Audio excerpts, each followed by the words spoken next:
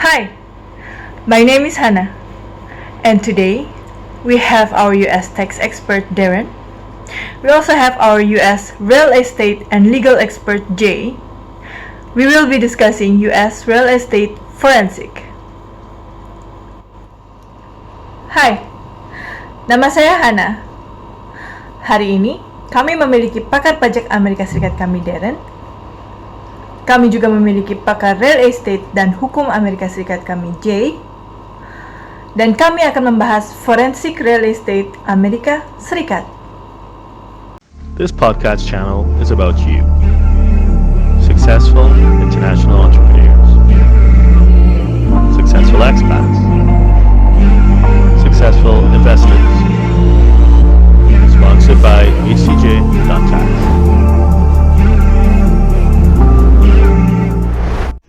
Hi, my name is Hanna and I'm from Indonesia, and currently I'm working with US tax firm. And today we will talk about US real estate forensic with Jay Knight and Derren Joseph. Would you please introduce yourself, Derren? Thank you, Hannah. So this would be the third installment in our series on U.S. real estate for Asian investors. My name is Derren Joseph, and I'm a tax professional. Our team does international tax in general, but U.S. international in particular. And in this context, we are talking about Asian investors into U.S. real estate. Jay? All right, thanks Hannah and Derren. Thanks for having me here again. It's great to be back. Yeah, my name is Jay Knight. I'm a licensed real estate broker from the state of California, and I work with Asian investors who want to pathway to deal with someone in America to help them purchase property. So that's a little bit about my background, and yeah, looking forward to our discussion tonight. So, would you please introduce the case, Derren? Right, so we did some searching in some online databases, legal databases, where you can, because when a matter is taken before court in the US, for the most part, exceptions of course, but for the most part, they're a matter of public record. So we're going to talk about a relatively prominent Indonesian family who invested into attempted or has invested into U.S. real estate. We won't name names, we don't want to embarrass anyone. Everything is freely available online, but we don't want to use any names in this conversation because it'll be distracting. What we want to do is focus on what happened and perhaps the lessons that would be learned that would be applicable to anyone. Okay? Yeah, sure. And do you have anything to add, Jay? Oh, sounds good. Okay. All right, cool. So Jay, I mean, this is your wheelhouse. So do you want to paint the scene? All right. Yeah, this was a very tragic situation, although it probably isn't all that uncommon. If we did a little bit more searching, I'm sure that we would find quite a few of these. And basically, it is real estate scam 101. Maybe not that egregious because we don't know the actual intent of the in this case, the defendants, but it sure seems like that from an outside look. And basically what happened was a very well-to-do Indonesian family had invested some money after going to a real estate seminar that was held in Indonesia. And they were convinced to basically invest some money in what would be a limited partnership, which that limited partnership would then buy bulks of properties in the state of Michigan in America. And as a result of this limited partnership and the amount that they invested, which was going to be over $1 million, they were promised that they would be granted some sort of a visa that would allow them a pathway towards a green card and then future residency. So that was really the impetus to this whole case. Was they wanted to invest the money, and they were very enticed by the fact that they were promised high returns and good investments, and also that they would have a pathway to this residency in America. So that's kind of like the outlining area of what happened, right? So maybe you want to add a little bit more, but that's kind of it in a nutshell in terms of the overview. Okay, sounds good. And now we will talk about multiple properties in a single LLC. So I guess right now, Derren, would you have anything to say about this? Yeah, so this is a conversation that appears to be relevant to this case that we found using the legal database PACER, but it's something that in our practice that we deal with almost every week, which is someone wants to buy a property in the US from Asia, and they're savvy enough to know that, hey, you do not hold things in your own name. That is really, really basic stuff, right? But so they need to form an LLC. But in order to keep costs down, they want to form one LLC and like pile all their property investments inside of that. And some of them actually want to do that with real estate investment and do other businesses within that.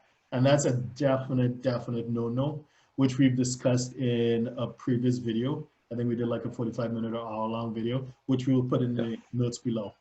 But essentially, an LLC stands for a limited liability company, and the whole principle is to limit your liability in the event that something goes wrong. And when you have a number of properties within a single LLC, you've done the exact opposite.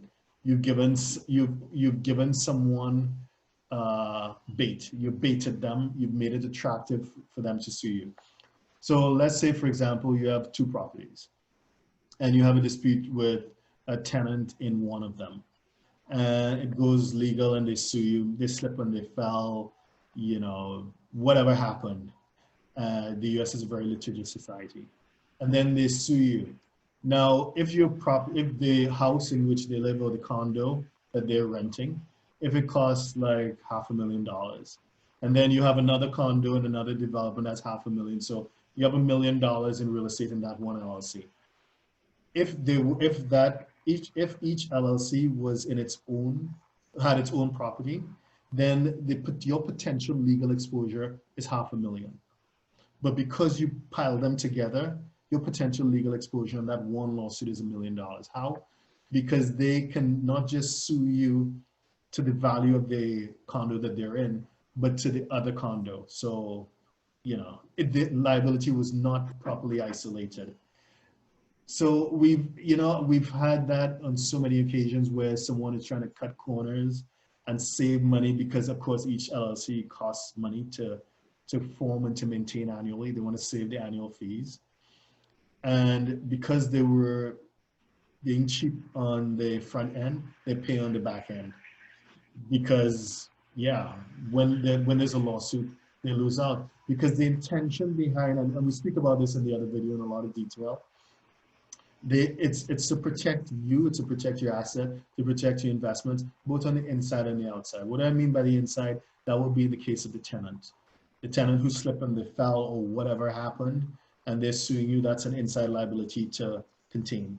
And then there's the outside liability. You have a dispute with another business person. Maybe you're doing some other line of business, so there's another property, there's something else, and they come after you and they come after that property. So you need to protect it from outsiders who are coming after you, and you're protecting it from people inside who are already there and come after you. So the idea is asset protection, and sometimes it's better to spend a little bit more on the front end to save you a whole headache on the back end.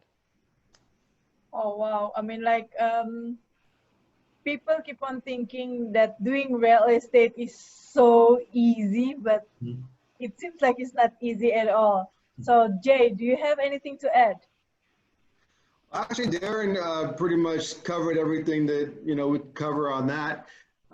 So I think that was really well done. I think Yeah, like you mentioned, real estate is complicated. It's not an easy thing to do, so you really have to be careful. But there are a lot of good opportunities. It's just you got to deal with the right people that know what they're doing and that are licensed. And I know I keep saying that, but it is really a vital component. It's interesting that, would you say, Derren, that some people would want to, like in this case, they would want to not spend a few extra dollars to have asset protection when they are already investing $1 million. You would think that, if you got $1 million to invest, you'll take the time to spend the extra, $3,000 to $4,000 or $5,000 on making sure that you're protecting yourself to the best ability that you can. But again, people aren't aware, and that's why we want to do these videos so we can educate people. Mm-hmm. And Great. sorry, just to add to what Jay said, when you look at those YouTube videos and you listen to the other podcasts, or you trapped in a room getting a marketing presentation, that's the thing. They always stress the idea, real estate is easy. You just invest and you will be a millionaire if you're not already a millionaire. Or you invest $1 million, Exactly. we'll get you back $5–10 million, and it's so easy. You don't have to do anything. You just sit back and you cut, and it just comes into your bank account. No, it doesn't. Yeah. You have to. Yeah. Now that you mention it, Derren, sorry. Now that you mention it, I've heard so many times. Every time they have new real estate coming, and then they make big. They do in the hotel or in the mall, and then they say, you don't need to do anything. We will take care of your money. Just send us some money, and we will take care of everything. And then like you just sit at home, were reading newspaper, and then the money will come to you every month, something like this. So I was thinking it was too good to believe. Then it is too good to believe, no? Exactly. Go ahead. Right? No, I mean, Yeah, you'll be sitting at home every month, but you'll just be, waiting, looking at the unemployment one ads because you'll be out of money. So yeah, don't be fooled by these types of get rich quick schemes because there really isn't any such thing. So yeah, exactly. Okay, so thank you for today. I mean, like, I'll see you again soon. All right.